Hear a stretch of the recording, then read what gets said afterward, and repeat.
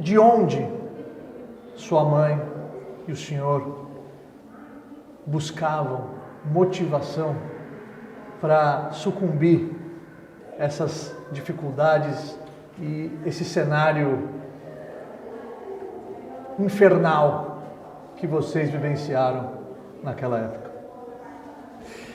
Difícil responder. Eu diria o seguinte: todo o povo judeu da Hungria foi igualmente perseguido.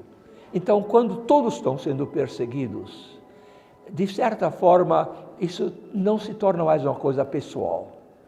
Então, todos nós tínhamos que fazer alguma coisa para sobreviver, para não deixar perecer todo o povo judaico da Hungria. Então, nós colhemos, digamos, forças desse grupo todo, dessa colônia judaica inteira, que estava lá sofrendo a mesma coisa que nós sofremos. Um dava força para o outro. Um dava força para o outro, sim. Qual a maior lição que a sua mãe te ensinou e que até hoje o senhor carrega essa lição no seu coração? A dona Eva. Qual a maior lição que a dona Eva te ensinou? Força, aguerrimento, quer dizer, não deixar-se abater por causa de coisas menores.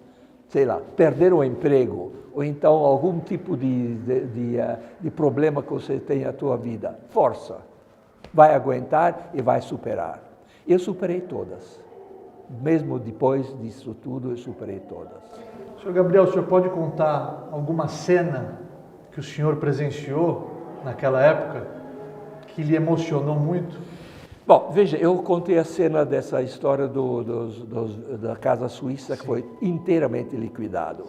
Mas eu tenho outro assunto que posso levantar, bastante curioso, porque todas as pessoas que moravam lá, judeus, na Hungria e nos países vizinhos, sofreram um holocausto na vida, mais do que suficiente. Eu sofri 2 holocaustos. 2? O primeiro holocausto foi aquele que vocês conhecem. Eu já falei um pouco sobre isso. Mas o segundo holocausto foi quando fugi da Hungria. Já estava na Áustria. E depois fugi para o Brasil. E que no Brasil eu tinha um curso que chama-se Madureza, curso de Madureza, que permitia que as pessoas vindo da Europa, principalmente, pudessem fazer o ginásio, que era de 4 anos, fizessem em 1 ano só. O ginásio inteiro em 1 ano só? 1 ano só. Como se chamava esse curso? Madureza. Madureza. Curso de madureza. Isso não existe mais. Eu entrei num curso de madureza dessas, e lá eu conheci uma mocinha, mesma idade que eu, tínhamos 15 a 16 anos, mais ou menos nessa época, austríaca, loira, olhos azuis e muito bonita. Como nem ela nem eu falávamos português, mal e mal falávamos português, nós ficamos muito amigos, falávamos perfeitamente alemão, que eu aprendi na Áustria, ela era austríaca. Nós começamos a namorar. E namoramos durante 1 ano, que fizemos o curso, e foi muito gostoso, muito legal, isso nos anos 50, veja bem. E aí terminou o curso, nós ainda nos correspondemos um pouco, mas depois cada um foi do seu lado, né?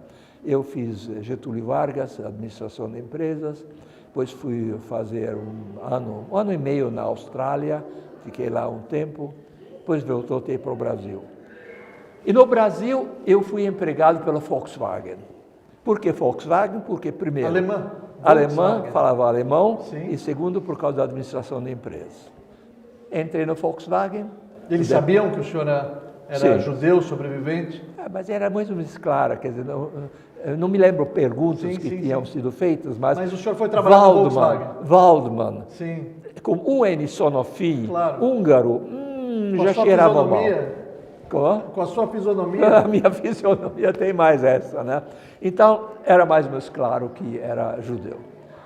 E lá encontro essa mocinha de novo. A mesma do Madureza, sim. Ela já era secretária lá, já era mulher separada, sem filhos, e eu era solteiro. Adivinha o que aconteceu? Vocês novamente voltaram a namorar. E o pai dela trabalhava na Volkswagen também. cuidava do almoxarifado, me parece, o pai dela.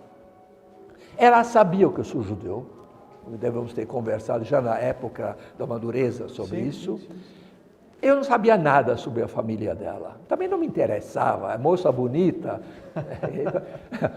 Tempestade de hormônios era mais forte. Olhos azuis. Olhos azuis. Tempestade de hormônios era mais forte do que a curiosidade genealógica, né?